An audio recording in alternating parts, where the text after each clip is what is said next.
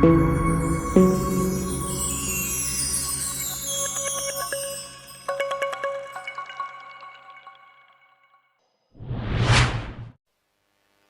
sesuai janji saya untuk menghormati UI, saya tadi sudah matur sama Pak On juga sama Direktorat. UI adalah kampus yang didirikan oleh para ulama, para profesor, sehingga sudah seharusnya setiap makalah ilmiah itu ada referensinya, ada marojeknya. Dan yang dipakai di seluruh dunia, di semuanya, untuk ulumul Quran itu yang paling pokok pakai kitab Al-Itqan.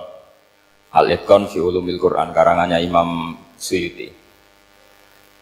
Sebelum saya terangkan teks persisnya, itu ada sekian problem dalam memahami Quran, terutama kalau lewat terjemah. Problem itu bisa gawat, gawat betul, bukan gawat-gawatan tapi gawat betul. Misalnya ada ayat begini dan terjemahnya pasti begini. Fa'ainama tuwallu fasamma wajibah. Kamu menghadap mana saja, di arah manapun, di sana ada ridhonya Allah. Itu kalau hanya pakai terjemah, tentu menjadikan kita sholat bisa menghadap ke timur, ke barat, ke utara, dan ke apa? Selatan. Saya cerita sedikit tentang asbabun nuzul. Memang tema sekarang tentang asbabun nuzul. Dulu Rasulullah SAW ketika di Mekah itu sholat menghadap Ka'bah. Tapi setelah pindah di Madinah, di mana Madinah itu ada komunitas Yahudi dan Nasrani, Rasulullah itu menghadap ke Baitul Maqdis, kira-kira 16 bulan. 16 sampai 17 bulan. Semua riwayat itu kisarannya hanya 16 sampai berapa? 17 bulan. Sehingga orang Yahudi itu bilang begini, Muhammad ini baiklah, meskipun dia membawa agama baru, tapi kiblatnya masih ikut kita, masih baik kan? Setelah 16 bulan, Nabi diperintahkan Allah untuk menghadap ke Ka'bah. Awal liwajaka syatrul masjidil haram. Maka orang Yahudi itu berontak. Berontaknya adalah kiblat mereka ditinggalkan. Cara berpikir orang Yahudi itu kiblat mereka ditinggal. Sehingga mereka bilang mawallahum an qiblatihim allati kanu 'alaiha. Apa yang menjadikan umat Islam berpaling dari kiblat Baitul Maqdis. Kemudian mereka provokatif betul. Ini perlu diperjelas. Provokatif. Bilang begini. Inna Muhammadan tahayyara fi din. Muhammad ini bingung dalam beragama, sehingga habis ngomong A ngomong B, habis kiblat Ka'bah kiblat Baitul Maqdis. Sehingga dalam banyak tarikh disebutkan peristiwa kiblat itu terbanyak melahirkan orang murtad, orang yang keluar dari Islam gara-gara provokasi orang Yahudi. Muhammad tahayyara fi din. Muhammad itu bingung dalam menentukan pilihan apa? Beragama. Kemudian walhasil singkat cerita akhirnya Nabi itu madhep Ka'bah.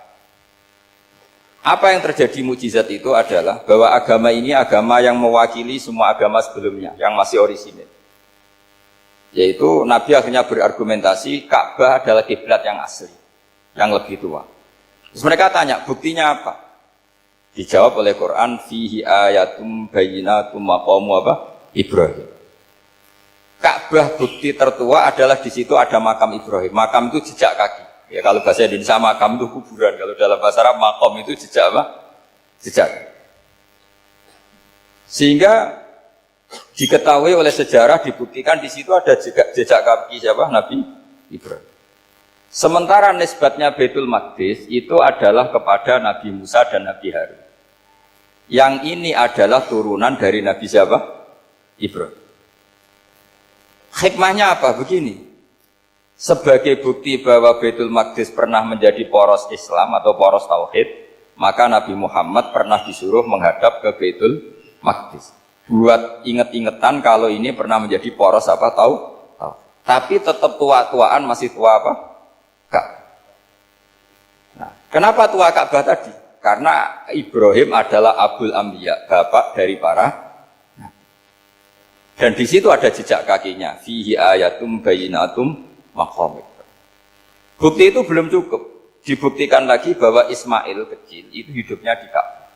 Kita tahu sa'i baina Safa wal Marwah adalah karena Siti Hajar sedang mencari apa? Air. Jadi ada bukti sekian, bukti empirik bahwa Ibrahim itu kiblatnya itu Ka'bah, bukan Baitul. Sehingga ada kata-kata fihi ayatum bayyinatum maqamu Ibrahim.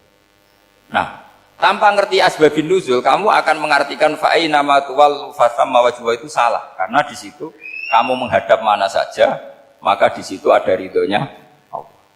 Maka para ulama memberi catatan, maksudnya begini, kamu menghadap kemana saja, asal itu yang diperintahkan Allah, maka di situ ada ridhonya Allah. Harus seperti itu maknanya, disesuaikan dengan konteks asbabin nuzul. Tanpa seperti itu tidak bisa. Dan masih banyak lagi kepentingan tentang asbabun nuzul. Jadi problem sekarang adalah banyak mufassir yang hanya mengartikan dari terjemah. Itu bahaya sekali. Jika ada orang yang menikah secara mut'ah, itu kan mirip kayak transaksi zina. Mereka berdalil famastamta'tum bihi minhunna fa'atuhunna ujurahun. Perempuan yang sudah kamu nikmati, yang penting kamu bayar. Terjemahnya seperti itu. Karena ujur itu jamaknya ujroh. Itu fatal sekali. Padahal ayat itu begini, settingannya begini, setting siakul kalamnya atau asbabun nuzulnya begini. Ini sekaligus, memang saya sengaja ngaji dengan tema yang berat untuk penghormatan pada yang ngaji. Kalau temanya ringan kan kayak TPG. Jadi ini supaya gue keren-kerenan, ini ada doktor Pak Oni pernah dekan Fakultas Hukum. Jadi kalau saya nanti salah tinggal ditangkap saja, gampang kan? Tapi nangkap saya berurusan dengan Tuhan. Jadi kalau orang dekat Allah itu yang tanggung jawab ke Allah. Jadi dia bisa menang di kepolisian tapi kalah di hukum Tuhan. Jadi, kalau berhadapan-hadapan dengan saya. Begini asbabun nuzulnya begini. Wal muhsanatu minan nisa yang awal juz 5 itu, ya kita santai aja. Yang awal juz 5 itu sebetulnya maktuf, diatafkan pada ayat hurrimat alaikum ummahatukum wa banatukum wa akhwatukum wa ammatukum wa kholatukum wa banatul akhi wa banatul ukhti. Jadi perempuan yang haram dinikah itu ada 7. Yang faktor nasab, yaitu siapa? Ibu, putri, saudara putri, bulik dari bapak, amah itu bulik dari bapak, kholah itu bulik dari ibu, keponakan dari saudara lelaki, keponakan dari saudara perempuan. Ini disebut haram karena nasab gen. Kalau orang Jawa bilang hanya 4 karena ngitungnya bulik baik dari bapak maupun ibu. Kalau orang Jawa bilang kan bulik terus keponakan dihitung 1. Padahal ada keponakan dari saudara lelaki, ada keponakan dari saudara apa? Perempuan. Wa banatul akhi wa banatul ukhti. Terus kedua, haram karena rodok. Kita tahu dalam hukum Islam rodok adalah sama dengan nasab. Jadi ibu yang pernah menyusui kamu berarti jadi ibu kamu, dan saudara sepenyusuan berarti menjadi saudara kamu. Ini disebut wa ummahatukum allati arda'nakum wa akhwatukum minar rodok. Terus ketiga, haram karena musoharoh, karena besanan. Jadi pagi ini misalnya saya nikah dengan Sri, bilang qabil tu nikaha wa taswijaha bil maril madkur. Setelah nikah dengan Sri ini otomatis ibunya dia menjadi mertua. Otomatis haram saya apa? Nikah. Ini namanya haram karena musoharoh. Atau kamu punya anak Zaid. Zaid pagi ini akad dengan Sri. Berarti Sri adalah menantu Anda. Otomatis haram bagi Anda. Itu namanya haram karena musoharoh, karena bisanan. Itu yang disebut waroba apa haram-haram itu kan saat terus itu wa ummahatu nisaikum. Apa ibu dari istri-istri kamu. Memang ini agak jelimet, tapi memang syaratnya mufassir harus biasa jelimet. Jangan hanya nyari partai ayat-ayat untuk kepentingan partai. Wah itu ngeri. Kacau Quran dipakai kampanye. Terus itu berarti sudah 3 kan? Haram karena nasab, karena rodok, haram karena musoharoh. Terus yang keempat ini haram yang bukan karena sebab pada seorang perempuan, tapi karena istri orang. Disebut wal muhsanatu minan nisa. Haram menikahi perempuan yang masih milik orang lain. Nah, orang lain yang menikahi ini, istilahnya Allah adalah lelaki yang menikahi perempuan ini adalah lelaki sing muhsinina ghairu musafihin, secara nikah yang sah. Nah, nikah yang sah itu begini dalam hukum fikih Islam. Saya nikah dengan Sri, kalau hanya akad, itu saya wajib bayar mahar hanya separuh. Jadi kalau saya janji bayar 1 miliar, berarti wajib bayar berapa? 500 juta. Kalau janjinya 100 juta, hanya bayar 50 juta. Itu yang wajib bil akdi. Nanti wajib sepenuhnya nunggu bil jima. Kalau sudah hubungan intim baru wajib 100%. Jadi kalau ada di Jawa nikah dengan seperangkat alat sholat itu yang atasannya tok itu wajib karena akad. Nanti bawahnya nunggu setelah hubungan apa? Intim. Nah, ini hukum Quran bukan hukum saya. Makanya kan wa in talaqtumuhunna min qabli an tamassuhunna saat terus fanis huma faradtum. Hanya wajib bayar setengah. Nah, perempuan yang sudah diajak hubungan intim itu kata Allah fa'atuhunna ujurahun, maka wajib kamu bayar Jadi ayat itu tentang perempuan yang sudah dinikah, kita harus bayar berapa? Harus bayar penuh. Ini penting saya utarakan. Nah, problem kita sebagai orang Indonesia, ini juga problem Pak On, problem semua kiai. Mahar di Indonesia itu nggak bisa dibahas di Quran. Karena keterlaluan, kecilnya itu keterlaluan. Saya ini kan kiai, sering ngakatkan itu sampai bosan, seperangkat alat sholat itu ngawur sekali. Ini mbak-mbak harus nggak mau gitu. Saya provokasi minimal itu ya berapa? 100 juta berapa? Pantasnya berapa? Pantasnya berapa? 10 gram itu berapa nilainya? Kan 1 gram 500.000 baru 5. Ya sudah mendingan itu 10 gram. Quran itu bayangannya gini sambil latihan, yang hafal-hafal biar latihan. Jangan dapat beasiswa karena hafal tapi nggak jelas juntrungannya. Quran itu bayangannya gini, ini nggak mungkin Quran ini bisa dibaca di Jawa. Wa in aradtum istibdala zawji makana zawji wa ataitum ihdahunna qintaran fala ta'khudhu minhu syai'a. Jika kamu nikah sama seorang perempuan, kemudian kamu cerai, maka mahar yang sudah kamu berikan jangan ambil lagi. Karena mahar di Arab itu mahal, 100 juta, kadang mobil Alphard, kadang GMC. Sehingga setelah menceraikan tuh kebayang narik. Kok enak, dulu saya memberikan itu kan dapat servisnya, sekarang sudah saya cerai, saya tarik. Kalau mahar di Indonesia kan seperangkat alat sholat.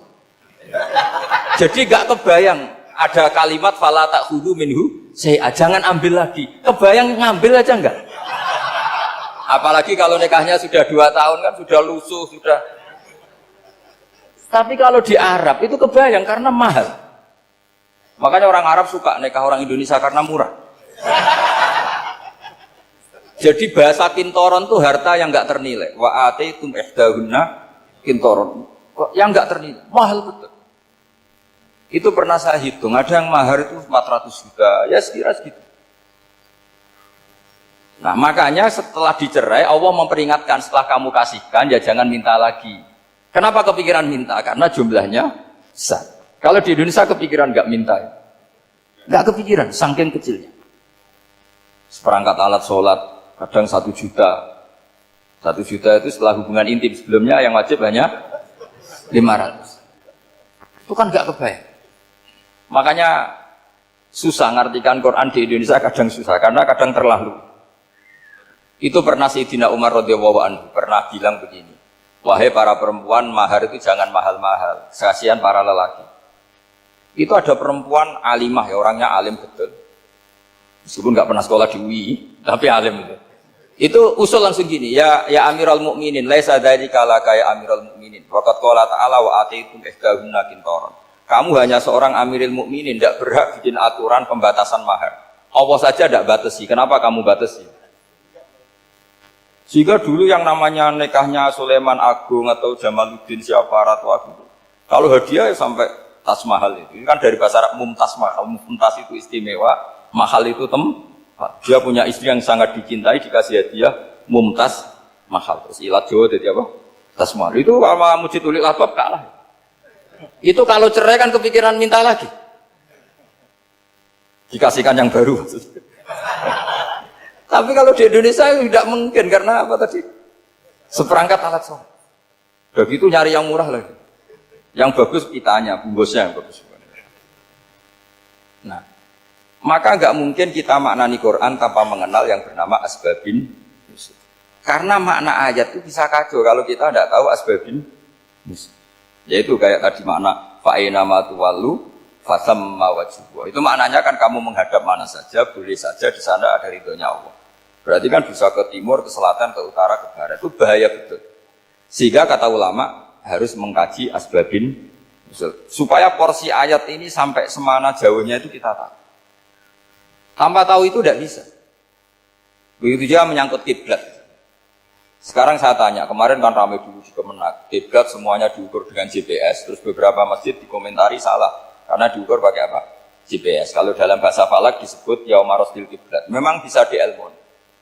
Tapi pertanyaannya begini, dari awal Allah ngendikan fawal liwajhaka syatral masjidil haram. Kamu yang penting sholat itu menghadap masjid. Masjid itu ya bangunan.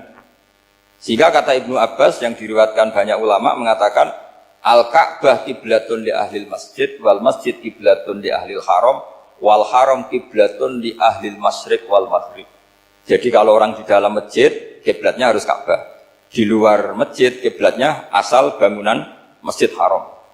Tapi di luar sini kayak di Indonesia boleh semua tanah haram. Kenapa begitu?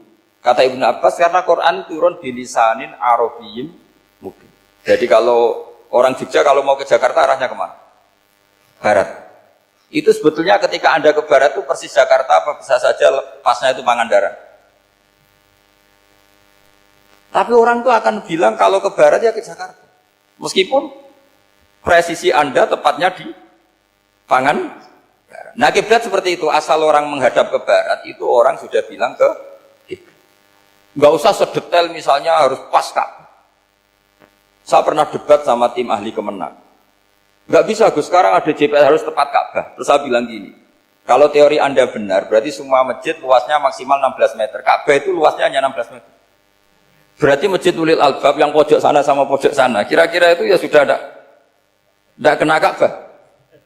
Kalau harus tepat, Ka'bah itu kan diameternya hanya 16. 16 sampai 18 kalau nggak salah. Berarti semua masjid kalau ingin tepat Ka'bah harus pas 16. Kalau terlalu luas pilihannya harus cekung. Kan jadi aneh. Makanya saya itu sering Pak, dulu saya ini biasa debat fikih. Kalau di tradisi pesantren namanya Basul Masail. Saya punya teman yang paling kurang ajar, yang paling saya kenang dalam panjang sejarah. Dulu itu kalau debat fikih itu ya seru. Kalau aturan fikih kan gini, soft paling baik itu kan soft pertama. Baru kedua, baru ketiga. Yang paling keren kan soft awal, soft. Terus teman saya bilang gini Pak, ya kalau gitu gini aja Gus, desain masjid itu memanjang utara selatan. Biar semuanya soft awal. Gara-gara didesain begini kan ada soft 2, soft 3. Apa susahnya? Kita bikin mulai awal supaya masjid itu memanjang utara apa? Selatan. Supaya semuanya soft awal. Ya kalau ada hukum ya diimplementasikan dalam desain bangunan katanya. Jadi. Itu kan kacau. Terus akhirnya saya jawab, lalu setelah begitu yang paling afdol siapa? Yang dekat imam. ya sudah, bikin cekung saja kalau gitu. Artinya gini ya, beragama itu yang sehat. Jadi beragama itu berdasar riwayat. Pernah ada ulama yang ngitung, Madinah menghadap Ka'bah itu ya tidak pas. Pernah dihitung pakai GPS. Kiblat Madinah ke Ka'bah itu ya tidak pas. Tidak seperti yang pernah dianjurkan Kemenak. Karena apa? Agama ini ngikuti bilisanin arabiyyin mungkin. Seperti jenengan gini. Semua ini istilahnya apa? Menghadap Gus Bah. Padahal ada yang agak sana. Semuanya ngaji sama siapa Gus Bah? Ya sudah. Istilahnya bertatap muka. Memangnya kita benturan. Ini bahasa. Jadi seperti ini semua namanya apa? Berhadap. Padahal ada yang agak samping. Ka'bah juga gitu, sebenarnya tidak se-ekstrim yang dibayangkan orang-orang. Cuma kalau bisa tepat, ya kita harus tepat. Tapi tetap saja tidak perlu 16 meter. Nah, fa'aina ma tuwallu fathamma wajhullah itu artinya menghadap. Menghadap itu menghadap arah. Makanya Allah tidak dawuh fawal liwajhaka nahwal Ka'bah, tapi fawal liwajhaka syatrul Masjidil Haram. Jadi ini penting saya utarakan supaya kita familiar dengan istilah-istilah Quran. Istilah Quran itu gampang sebenarnya. Kalau kita kaji itu gampang. Problem kita tidak pernah mengkaji. Jadi semuanya asing. Kalau kita mengkaji itu gampang sekali.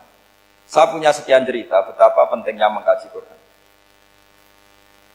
Harun ar-Rasyid itu dinasti Bani Abbasiyah. Itu pinter sekali. Ada seorang ustadz yang agak ekstrim. Itu datang ke Harun ar-Rasyid. ya Amirul Mukminin, inni nasihun laka famusaddidun alaika. Fala tajidanna alayya fi nafsika syai'an. Saya mau nasihati kamu, tapi saya mohon jangan masukkan hati. Karena nasihat ini penting. Tapi saya akan keras, vulgar, akan keras, kritik saya akan keras. Karena Anda sebagai Amirul Mukminin tidak becus. Apa kata Amirul Mukminin Harun Rasyid? Uskut ya Ustadz. Nah, sebagai riwayat uskut ya jahil. Kamu itu Ustadz bodoh, tidak usah banyak omong. Terus kita, kenapa saya bodoh? Terus dibacakan ayat faqula lahu qawlan layyinan la'allahu yatadzakkaru aw yakhsha. Inna Allaha ta'ala qad arsala man huwa khairun minka ila man huwa syarrun minni. Wa ma'a dzalika qala ta'ala faqula lahu qawlan layyinan. Allah pernah menugaskan seorang yang lebih baik ketimbang kamu, yaitu Musa dan Harun. Musa dan Harun adalah seorang nabi. Kepada orang yang lebih buruk ketimbang saya, yaitu Fir'aun. Itu saja etikanya faqula lahu qawlan layyinan. Kamu kalau ngomong yang halus, yang baik, yang berperadaban, kok kamu sama saya mau kasar? Akhirnya ustadznya ternyata pinter kamu, ya pinter aku. Jadi semudah itu. Allah itu menugaskan orang yang lebih baik ketimbang kamu, yaitu Nabi Musa. Kepada orang yang lebih buruk ketimbang saya, yaitu Fir'aun. Itu saja ada etikanya. Kok kamu sama saya mau tambah etika? Mau main kasar hanya karena kamu merasa nasihat Anda benar? Jadi gampang sekali memahami Quran. Tapi lagi-lagi memang bagi ahlinya. Tapi ini saya bantu supaya sampean jadi ahli apa? Quran. Meskipun ngajinya sebulan sekali. Sudah sebulan sekali tidak punya kitabnya. Sudah. Jadi ulama dulu kalau belajar Quran itu gampang. Saya berkali-kali cerita. Yang kitab saya baca di rektorat namanya Syajaratul Ma'arif. Itu kalau cerita bikin judul itu enak sekali. Babuna fil ibad bikulil bilad. Bab seseorang di mana saja hidupnya harus bermanfaat. Terus dalilnya itu hanya mengutip makalahnya Nabi Isa, wa ja'alani mubarakan ainama kuntu. Ciri utama seorang nabi apa? Saya di mana-mana adanya berkahi orang lain. Jadi berkah bagi orang lain. Maksudnya tidak jadi problem bagi orang lain. Artinya kamu hidup entah di Jogja seperti Pak Ono orang Jember, saya orang Kembang. Hidup di Jogja manfaat, di Jember ya manfaat, di mana-mana. Saya pernah di Korea seminggu ya manfaat. Saudara kita TKI yang di Korea manfaat, di sana bikin masjid, bikin apa. Karena ngendikane Allah menceritakan Nabi Isa siapa? Wa ja'alani mubarakan ainama kuntu. Saya adalah orang yang di mana-mana berkah. Artinya manusia eksistensinya harus seperti itu, hidup di mana saja. Gampang sekali memahami.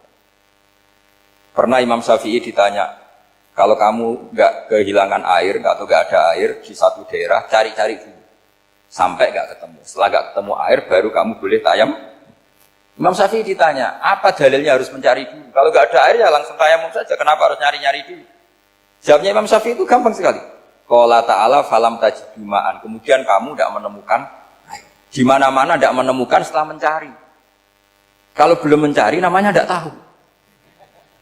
Kan ayatnya kan falam tajidu ma'an. Kemudian kamu tidak menemukan air. Tidak menemukan itu nyari dulu apa langsung ambil sikap? Nyari dulu baru kesimpulannya tidak ketemu. Kalau belum pernah nyari namanya tidak tahu.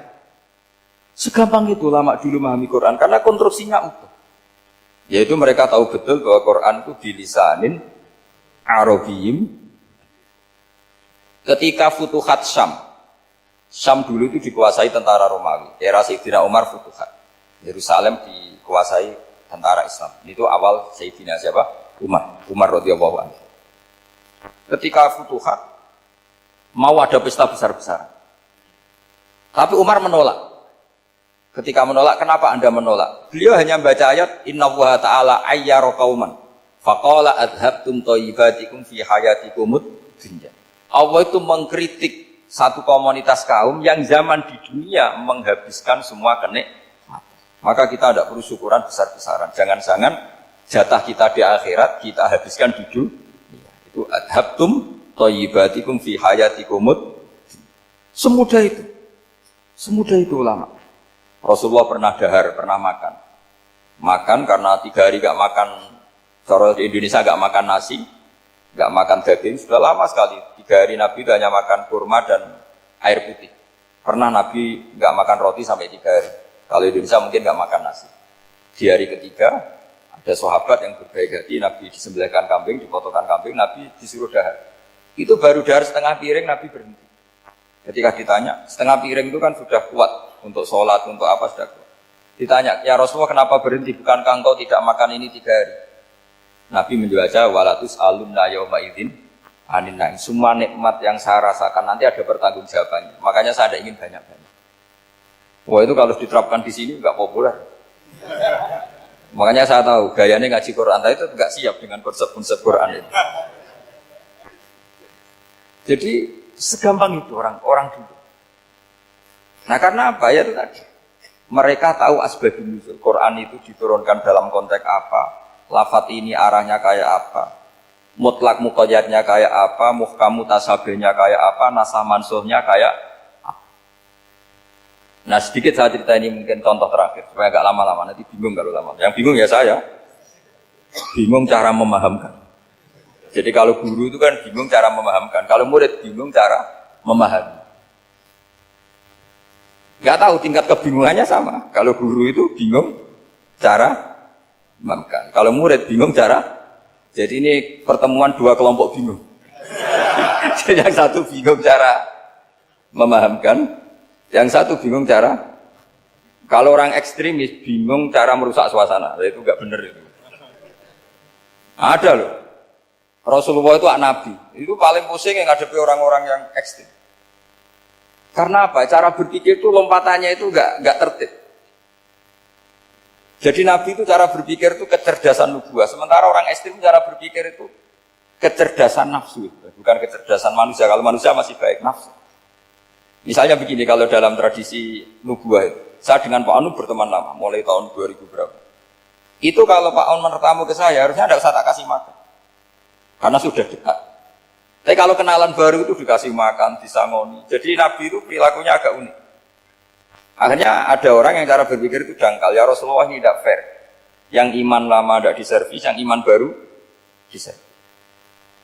Cara berpikir Nabi begini, orang Ansor itu kan sering memberi Nabi. Perjuangannya Nabi ditopang orang apa? Ansor. Donatur lah, kira-kira orang Ansor itu donatur. Donatur itu keren. Karena donatur itu artinya al-yadul ulya khairum al-yadis. Sehingga ketika Nabi sudah menguasai negara, menguasai Mekah, Madinah, sudah futuhat, itu orang Ansor tetap nggak diservis. Yang diservis Nabi itu orang-orang baru masuk Islam, disebut wal mu'allafati qulubuhum atau Islam mu'allaf. Ada 1-2 orang yang protes, tentu yang nggak pinter. Tukang protes pasti tidak pinter. Wong iskal-iskalnya sendiri, otaknya nggak sampai-sampainya sendiri, orang lain disuruh jawab. Makanya di sini tidak ada tanya jawab, nanti iskal-iskal kamu sendiri, bingung-bingung kamu sendiri, saya disuruh jawab. Berarti Gus Pak nggak mau ditanya, ya memang nggak mau karena tadi jawab sendiri aja, nanti pinter sendiri, kapan-kapan pinter sendiri. Akhirnya tanya begini, cara tanya gini, ya Rasulullah, ini nggak fair. Orang sudah Islam lama setelah negara terbuka milik Anda, setelah kita menang, setelah kita menguasai negara, tidak kamu servis. Sementara yang baru Islam kamu, Nabi itu bertanya senyum-senyum, rileks saja. Lama-lama tambah ekstrim pertanyaan. Kata Umar, ya Rasulullah saya beri izin untuk membunuh orang ini. Umar itu pikirannya karena mangkel lo Nabi. Nabi jangan. Kalau kamu bunuh, nanti apa kata orang banyak? Inna Muhammad dan yaqtulu ashabah. Dikira Muhammad membunuh sahabatnya sendiri. Nabi masih mendengar, komplainnya masih dengar. Lama-lama Nabi memberi penjelasan. Kamu ini orang Ansor. Kamu biasa memberi saya, memberi dana perjuangan. Memberi itu hebat. Saya tidak ingin menurunkan grade Anda. Grade sebagai pemberi, berarti kelasnya elit. Sekarang menjadi penerima. Itu tidak bagus. Itu betapa Rasulullah ini namanya kecerdasan nubuah. Kalau orang biasa memberi, biar memberi saja. Supaya dia tetap heroik, tetap patriotik, tetap keren. Karena mentalnya pemberi. Jangan sampai dari mental memberi, kemudian mentalnya peminta. Jadi kalau Pak On jadi tim suksesnya Pak Jokowi, dia tidak minta-minta. Kalau dulu kampanye, ya kampanye saja. Biar memberi, terus gak pernah minta. Meskipun akhirnya ya gelong. Tapi Nabi dulu didik gitu. Jadi orang Ansor itu gak pernah diservis. Padahal jasanya kayak gitu. Supaya kelasnya tetap kelas elit. Yaitu pemberi, penanggung jawab. Nabi gak ingin orang Ansor turun grade menjadi penerima. Orang-orang yang cerdas nubuah menerima konsep Nabi seperti itu. Lo tanya sama Pak On, saya dadani terjemahan UI itu puluhan tahun sama Pak. Itu beliau ke kontrakan saya ke rumah beliau. Tidak pernah berharap apa. Saya sangat tertutup. Bukan apa-apa ya, kalau ingin memberi saja. Kontribusi saya pada Al-Quran. Saya tidak kepikiran mendapat. Supaya heroik. Tapi orang-orang yang cerdas amatir tadi, ini gak fair. Wong yang memberi lama kok dapat servis sedikit. Nah, sekarang itu problem zaman akhir sudah mulai seperti itu. Nah, orang ini namanya Dzul Khuwaisirah. Ini yang nanti punya anak turun Khawarij. Khawarij itu orang yang ibadahnya hebat, tapi cara berpikir tentang nubuwah salah. Nah, orang lagi Khawarij itu orang yang ibadahnya hebat, tapi cara berpikir nubuwah salah. Nubuwah itu unik. Nubuwah itu cara berpikir tadi. Apa ya? Melihat sesuatu yang benar, biar benar terus. Yaitu tadi, mental memberi itu ya biar memberi terus, tidak usah di-share. Maka ketika Abu Bakar jadi khalifah Rasulullah, itu ada sistem kepegawaian. Itu gajinya Umar yang sudah Islam lama, gajinya Abu Bakar yang sudah Islam lama. Itu sama Abu Sufyan sama, padahal Islamnya Abu Sufyan baru setelah Fatih Mekah, kira-kira baru setahun. Terus diprotes sama orang-orang, ini Islam lama kok gajinya sama Islam yang baru setahun kok sama. Kata Abu Bakar, fadailuhum indallah, mereka punya kelebihan Islam lama itu indallah, nanti balasannya biar surga. Kalau di dunia sesuai profesinya. Artinya profesi kalau penjaga kantor ya berapa, kalau dosen berapa, pokoknya ya sudah. Dan itu diterima oleh sahabat, semuanya menerima konsep itu. Era Umar agak dibalik. Abu Sufyan kira-kira gajinya 1 juta, yang lainnya yang menangi Nabi mulai awal gajinya 10 juta. Ditanya, ya Umar, kenapa ini jadi rubah seperti kebijakan Abu Bakar, tidak seperti Abu Bakar? Jawabnya Umar lucu. Fawwala usawwi baina man qatala Rasulullah wa baina man qatala ma'a Rasulillah. Demi Allah saya tidak akan pernah menyamakan orang yang dulu merangi Rasulullah yaitu Abu Sufyan dengan orang sing selawase dari Rasulullah yaitu Sayyidina Ali dan sebagainya. Ini penting. Artinya ketika gajinya orang saya seperti Ali radhiyallahu anhu itu tinggi itu bukan karena lamanya Islam, tapi karena lamanya iman. Jadi mulai dulu ijtihad itu ada dan dulu dia biasa saja. Karena tadi ada kecerdasan nubuwah. Saya ulang lagi, ada kecerdasan apa? Sekarang itu kecerdasan tomak atau kecerdasan nafsu. Itu kalau sampai ngaji kitab tasawuf, itu bab bakhil itu tidak ada. Menurut kitab tasawuf, medit itu tidak ada, kikir itu tidak ada. Yang ada itu tomak. Tomak itu berharap dikasih orang lain. Sampean pernah enggak bilang kalau artis-artis di Jakarta kikir? Enggak pernah kan? Karena kamu enggak pernah ingin diberi. Tapi kalau kamu punya pacar karena kenal enggak pernah ditraktir, oh pacar saya kikir. Karena kamu ingin diberi. Pernah enggak kamu hukumi orang lain kikir yang enggak kenal? Padahal enggak pernah memberi kamu. Apa Kak? Karena kamu enggak pernah ini. Coba sekarang kamu saya tanya, ini latihan cerdas. Definisi kikir itu apa tuh? Enggak pernah memberi kamu kan? Artis-artis Jakarta, tokoh-tokoh nasional pernah nggak memberi kamu? Enggak kan? Tapi enggak pernah kamu vonis kikir, karena kamu enggak pernah tomak. Tapi pacar kamu, kok amen ditraktir terus, atau istri kamu, atau mertua kamu, kok enggak ngasih warisan, kamu bilang kikir kan? Sebabnya kikir betul apa karena kamu tomak, berharap? Tomak. Maka di kitab tasawuf itu enggak ada bab kikir, yang ada bab tomak. Karena asal usul menvonis orang kikir itu karena tamak. Maka jangan banyak kenal orang, nanti banyak hukum kamu kan. Sombong juga gitu, di tasawuf itu enggak ada bab sombong. Karena orang hukumi orang lain sombong itu karena kamu ingin dihormati. Ada orang enggak kenal, terus lewat saja enggak tanya kamu bilang sombong enggak? Enggak kan? Tapi kalau kenal, oh sombong betul, kenal enggak tanya kan. Jadi tasawuf itu sisi unik dari khazanah Islam. Makanya di tasawuf itu enggak ada kritik terhadap kikir. Ya tentu kikir itu buruk, pasti ya kikir itu buruk. Tapi gak perlu dikritik. Jangan-jangan yang salah kamu. Mau kenal Pak On di PPAI terus ingin jadi sekretarisnya. Terus ingin kenal Pak Jokowi ingin jadi menterinya. Nanti kenal rektor ingin jadi pegawainya. Ketika gak diturutin bilang Pak Rektor kikir. Tapi orang lain ya Kak pernah berharap. Mungkin gak menvonis Pak Rektor atau Pak On ini kikir. Enggak kan? Berarti vonis kikir itu status orang itu apa gak kesampaian niat kamu? Memang agak jelimet ilmu tasawuf itu, tapi itu unik, itu bagian dari khazanah apa? Islam. Makanya Rasulullah itu sering isti'adah, minta perlindungan, wa min toma'in fi ghairi matma'in. Ya Allah, saya tidak ingin berkeinginan yang tidak layak. Karena semua dunia ini dimulai dari keinginan. Coba kamu protes negara itu karena apa? Ingin makmur, sejahtera tanpa kerja, sehingga nyalakan menteri keuangan, menteri ini. Makanya kalau guyonannya ulama tasawuf begini, tak beri bocoran. Guyonannya orang tasawuf, begini guyonannya. Anta lam tajid min nafsika kullama turid, fa kaifa turidu min ghairika kullama turid. Kamu yang punya keinginan saja tidak bisa memenuhi apa yang kamu inginkan. Kenapa keinginan itu kamu timpakan ke orang lain untuk memenuhi kamu? Wong kamu yang punya keinginan saja tidak bisa mewujudkan. Kenapa keinginan Anda kamu timpakan, bebankan orang lain untuk memenuhi keinginan Anda? Misalnya kamu, Gus saya ini goblok, tolong pinterkan. Wong kamu yang ini saja tidak bisa. Kok menyuruh saya? Jadi kalau tiap tasawuf itu unik. Seperti kamu mencintai istri tulen, itu ingin kan dicintai istri tulen. Kamu sendiri kan nggak bisa cinta tulen, masih pelengahan sana sini. Kamu pacaran, ingin pacar kamu setia. Ternyata kamu bikin sekian alternatif. Kalau putus ini punya ini, putus ini. Tapi kamu ingin ini setia, kan nggak fair. Makanya guyonnya orang tasawuf itu, anta lam tajid min nafsika kullama turid, fa kaifa turidu min ghairika kullama turid. Gampang tuh apalane, pokoknya ratrit gitu aja gampang. Jadi kamu yang punya keinginan saja tidak bisa memenuhi. Kok orang lain disuruh memenuhi. Sehingga orang tasawuf itu malu betul. Misalnya saya kok ingin Pak On takdim sama saya itu kurang pegawai. Kalau saya ingin ditakdimi saya menakdimi diri saya sendiri. Makanya berbahagialah orang yang ngilu terus saya ganteng sendiri ya Allah. Saya kaya sendiri. Menunggu orang lain bilang kamu kaya itu repot. Menunggu orang lain bilang kamu hebat itu, ya sudah bilang aja ya Allah saya hebat, ya Allah saya ganteng, ya Allah saya cantik. Daripada menunggu orang lain bilang apa? Cantik. Jadi ilmu tasawuf itu nih.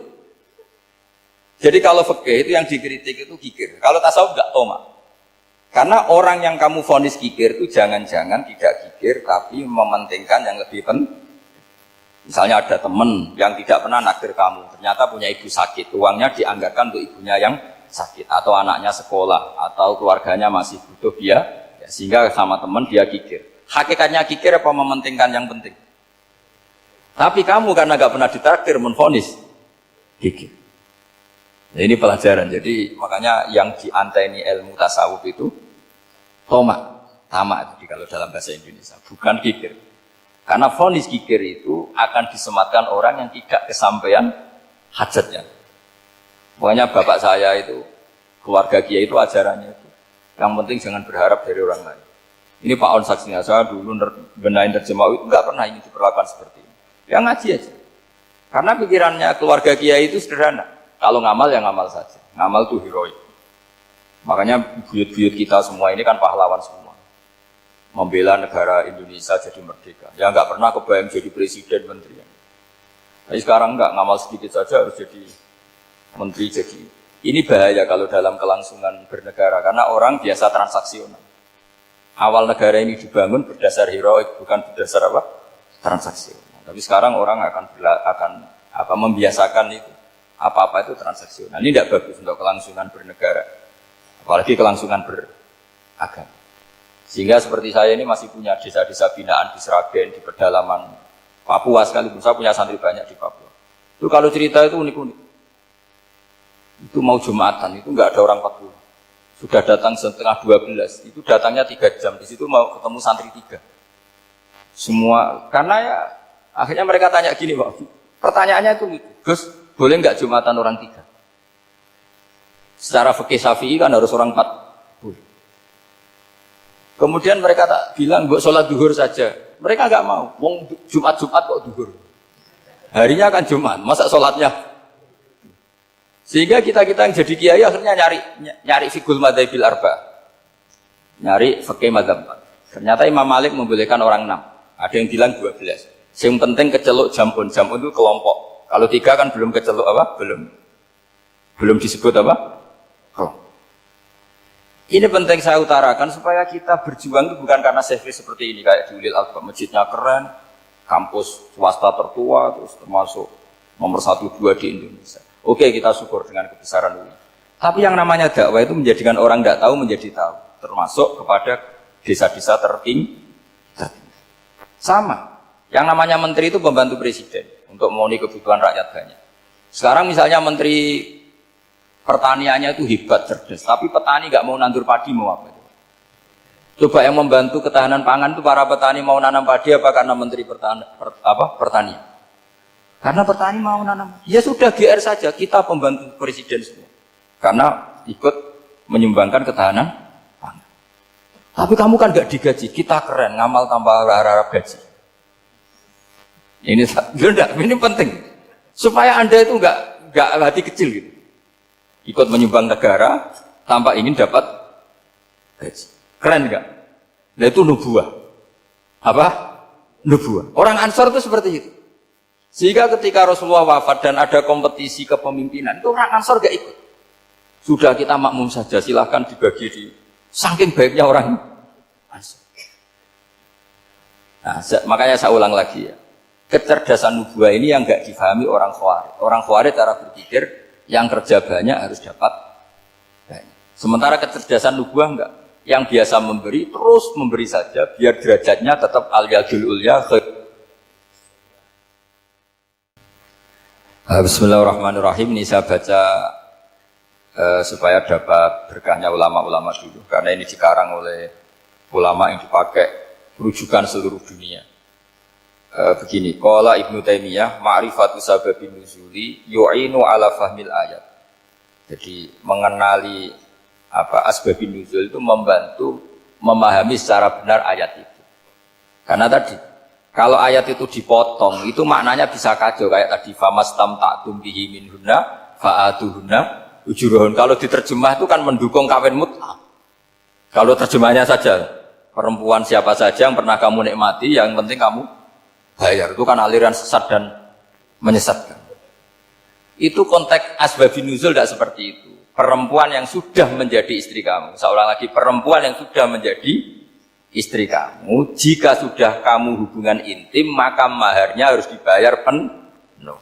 Tapi kalau belum hubungan intim maharnya hanya wajib separuh. Fanis suma farotum illa ayafuna au ya'fualladzi biyadihi uqdatun nikah. Tapi tadi kalau di Indonesia gimana Gus? Itu yang repotnya, maharnya itu tadi mau kena atasan dan apa? Wah kacau kalau di Indonesia. Sehingga kita bingung kalau dalam logika Arab kan gitu. Bayangannya kalau cerai, kata Allah fala ta'khudhu minhu syai'an. Harta yang sudah kamu berikan ke istri jangan diambil lagi. Sampai dilarang ngambil tuh karena jumlahnya banyak sehingga kepikiran ngambil. Kalau di Jawa nggak usah dilarang, sudah tidak akan ngambil karena rukuhnya sudah lusuh.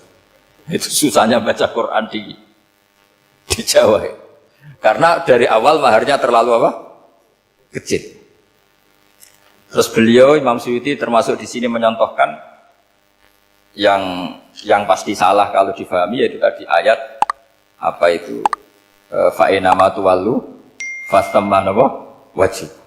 Jadi beliau terus meringatkan betapa pentingnya mengenali asbabin nuzul. Karena asbabun nuzul itu gampang, saya ulang lagi, asbabun nuzul itu gampang. Gampangnya begini ya, kan ada satu peristiwa, misalnya begini, Rasulullah itu kan mengkritik penuhanan Lata dan Uzza, berhala-berhala itu dituhankan, dikritik sama Rasulullah. Kemudian mereka begini, karena mereka biasa personifikasi Tuhan, Muhammad, kalau Tuhan itu tidak Lata Uzza, dan itu terbuat dari batu, lalu Tuhan Anda itu dari apa? Amin fiddotin audhabin, lalu Tuhan Anda ini dari emas apa dari perak, karena mereka nggak bisa membayangkan Tuhan tanpa dipersonifikasi. Terus Allah menurunkan qul huwallahu ahad, Allahus somad, lam yalid wa lam yulad wa lam yakul lahu kufuwan ahad. Karena otaknya mereka sudah begitu, yang namanya Tuhan itu harus dipersonifikasi. Makanya saya kemarin di Korea seminggu, cerita yang paling unik gini Pak On, ada bos Islam, ada bosnya TKI yang baik. Mereka mengizinkan pekerjanya sholat. Bareng sholat tuh diingetik ke atas ke bawah, kok gak ada arcanya. Sehingga setelah sholat dibilang, apa saya berikan berhala sekalipun? Karena gak kebayang ada orang sholat kok tanpa berhala, tanpa Tuhan. Yang kamu sembah itu mana? Kok gak ada? Apa tak belikan? Jadi unik. Nah teman saya yang satu unik lagi, dia termasuk pegawai Garuda yang derekno saya ke Korea itu orang pegawai Garuda. Dia karena orang kaya biasa ke Eropa kemana-mana. Singkat cerita dia sholat di mall karena nganggep Korea itu sudah negara maju kayak Eropa. Setelah sholat di mall pas asar itu, security-nya nelpon polisi. Pak polisi, di sini ada ritual teroris. Jadi kalau menamakan sholat itu ritual teroris. Jadi artinya apa? Ritual-ritual yang kita lakukan itu macam-macam cara pandang. Orang ateis itu kan Cina, kan Korea itu kan ya Cina lah, Korea, Jepang, RRC itu kan sipit. Itu ya yang namanya ibadah sembahyang harus ada patungnya atau ada arcanya atau ada benda-benda. Orang Islam kan nggak ada sama sekali. Makanya mereka itu kok bisa? Nah, problemnya kita, saya ulang lagi, ini problemnya. Problemnya kalau ada itu ya repot. Begini misalnya, ini masih tentang asbabun nuzul. Ini contoh terakhir tentang masih asbabun nuzul. Umar radhiyallahu anhu, sahabat Umar itu kalau mencium Hajar Aswad itu sambil gedumel. Tidak berdoa tapi gedumel. Masyhur. Itu ada di Bukhari. Alim tu annaka hajarun la tadur wa la tanfa walau la anni ra'aitu Rasulullah qabbalaka ma qabbaltuka. Saya tahu loh. Nyium Hajar Aswad dicium tapi sambil gedumel. Saya tahu loh kamu hanya batu, enggak mandaroti, enggak manfaati. Kamu jangan GR, saya cium itu jangan GR. Kalau saja saya tidak melihat Rasulullah mencium kamu, maka saya ada sudi nyium kamu. Dah gitu aja, itu tiap nyium Hajar itu tidak doa. Kalau kamu kan nggak minta kaya, minta macam-macam. Kalau Umar malah gitu. Nah, kenapa demikian? Itu ada asbabun nuzulnya. Umar itu saksi sejarah. Ketika Rasulullah Fathi Mekah, Nabi kan tawaf terus mencium Hajar. Itu di belakang masih banyak orang kafir. Kebetulan Umar masih di sana. Sudah Islam Umar, tapi dia di belakang. Dengar orang-orang kafir, Muhammad itu aneh. Katanya melarang nyembah batu. Ternyata dia nyembah batu. Jadi Nabi nyium Hajar Aswad itu dikira nyembah. Katanya ngelarang nyembah batu, tapi dia kok nyembah batu. Karena Nabi mencium Hajar Aswad. Nah, karena untuk menghilangkan stigmasi itu, Umar tiap nyium Hajar Aswad ngomong gitu. Ada kan ada sound system, mungkin jadi sound system. Supaya jelas bahwa penciuman ini bukan karena menyembah. Artinya mudah sekali kenapa Umar ngomong gitu, karena asbabun nuzulnya seperti itu. Coba kalau kamu tidak tahu asbabun nuzul, Umar maksudnya gimana? Gak doa, gak apa kok malah ngomong gitu kan. Tapi kalau kamu tahu asbabun nuzul Umar itu yang mendengar komentar orang sama ketika kita tawaf itu kan 3 pertama kan kita lari-lari kecil. Itu ceritanya juga gitu. Rasulullah itu hidup di Medina, terus diterkenalkan miskin. Medina itu kota wabak, kota penyakit endemik. Dulu Medina, Yasrib itu kota endemik. Sehingga kata orang kafir-kafir Mekah, yaji uliha dal bait kaumun qad wahanat huma Yasrib. Nanti akan datang satu komunitas kaum yang sudah lemas karena kena penyakit TBC dari Yasrib. Nabi dengar itu makanya terus bilang ke para sahabat, tunjukkan kalau kamu kuat dengan cara lari 3 kali. Terus pakai pakaian yang kelihatan maco, yaitu yang dipakai lelaki. Bahunya dikelihatan. Nah, setelah Rasulullah wafat, Umar menggantikan beliau setelah Abu Bakar. Umar bilang gini, sebetulnya tawaf seperti ini, yaitu lari pertama 3 putaran pertama lari dan memperlihatkan pundak seakan-akan orang maco itu sudah enggak perlu. Karena alasan itu sudah tidak ada. Tapi ini tinggalan Rasulullah, maka jangan rubah ya tetap seperti ini. Akhirnya meskipun sudah tidak ada alasan tadi menjawab stigmasi orang kafir, tetap tawaf seperti itu. Jadi memang agama itu unik. Kadang kita harus tahu alasannya, tapi alasan itu kalau menjadi mahatul hukmi, pijakan hukum sah. Misalnya kamu terus bilang gitu, ya berarti tawaf sekarang bebas, gak perlu seperti itu. Karena alasan itu sudah tidak ada. Nah, di sini pentingnya riwayat. Riwayat itu begini, logikanya sudah enggak ada, tapi kaifiah itu, cara itu masih kita teruskan. Dan itu memang, saya ulang lagi, harus tahu asbabun nuzul. Saya beri contoh ya misalnya, wa idza darabtum fil ardi falaysa 'alaikum junahun an taqsuru minas shalah. Terus ayat di mana? In khiftum ayyaftinakumul ladzina kafaru. Jika kamu pergi dalam keadaan takut ditangkap orang kafir atau takut diculik orang kafir, maka kamu boleh mengqasar salat. Itu jelas ada ayat in khiftum ayyaftinakumul ladzina kafaru. Jika kamu takut diculik orang kafir. Sehingga ketika ba'da Fathi Mekah, setelah Mekah dikuasai Islam, Umar tanya, ya Rasulullah, kenapa engkau masih sholat qasar? Bukankah kita sudah aman? Waqat qala ta'ala in khiftum ayyaftinakumul ladzina kafaru, Allah ngendikan boleh mengqasar itu kalau dalam kondisi takut. Waqat kunna fi amrin, sekarang kita sudah aman. Jawabannya Rasulullah itu unik. Ya Umar hadihi shadaqatun faqbalu shadaqah. Ini sedekahnya Allah, bonus sudah terima saja, enggak usah catatan-catatan gitu. Sehingga era Umar ya ada lagi yang tanya Umar ke gitu. Terus kata Umar, sa'altu dzalika Rasulullah sallallahu alaihi wasallam faqala hadihi shadaqatu wa faqbalu shadaqah. Sudah ini bonus dari Allah, terima saja. Ini kan unik. Padahal kalau secara disiplin ilmu kan begini. Kamu boleh mengqasar sholat kalau dalam bepergian dan dalam keadaan takut. Logika hukumnya kalau tidak takut, tidak usah. Sama seperti begini. Kamu kalau pergi jauh seperti saya Pak On, itu ngosor sholat apa enggak? Ngosor kan? Alasannya kalau kosor itu, kalau pergi itu masyakot, repot. Sekarang pergi kita pakai Alphard, pakai Innova. Bawa uang, disupirin, itu masyakot enggak? Enggak kan? Tetap boleh jamak enggak? Boleh. Sebenarnya kamu jamak itu karena pengetahuan hukum apa karena enak jamak? Kalau alasannya masyakot, kan sekarang sudah ada. Enggak repot. Ya sudah pakai hadis tadi, ini hadiah, terima saja.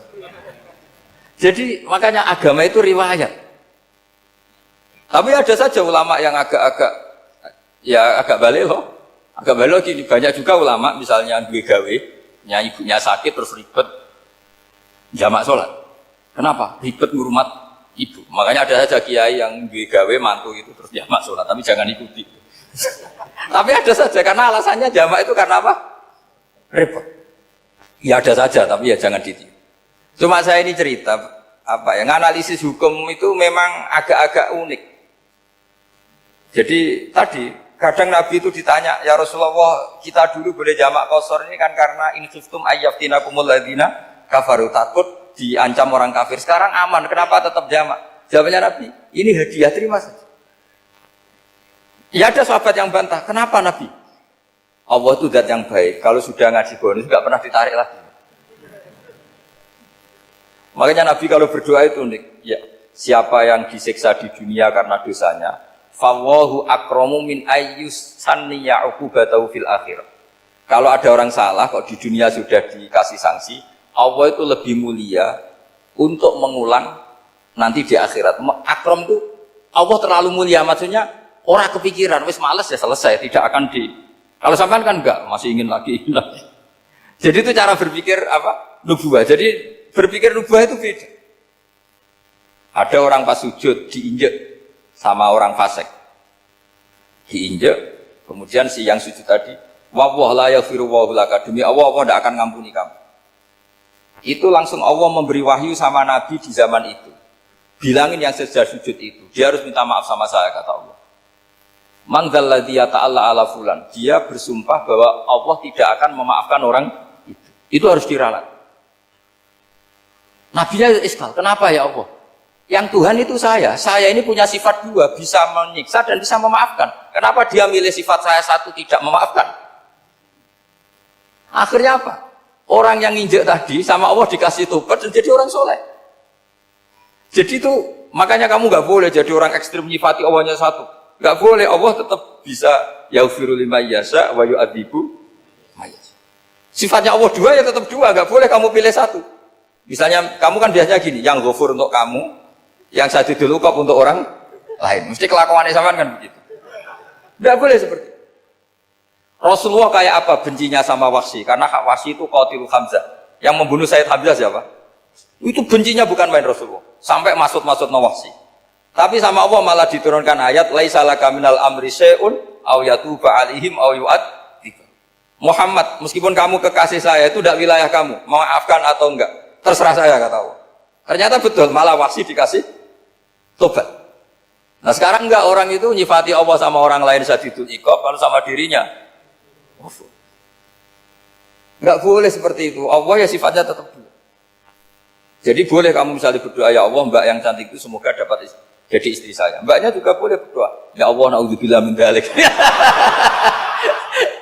Jadi ini adu kekuatan, nanti terserah nanti Allah pihak yang mana. Kayaknya pihak yang perempuan. Karena kasihan kan kalau cantik dapat orang apa? Saya tuh andaikan boleh fatwa fikih, yang saya haramkan tuh orang jelek dapat orang jelek. Karena kasihan anak-anaknya, tahu-tahu jelek banget. Jadi kan kasihan itu. Jadi dalam Islam itu seperti itu. Jadi apapun benci kita sama musuh kita, Allah bisa saja memperlakukan musuh kita secara baik. Karena Allah itu yaghfir.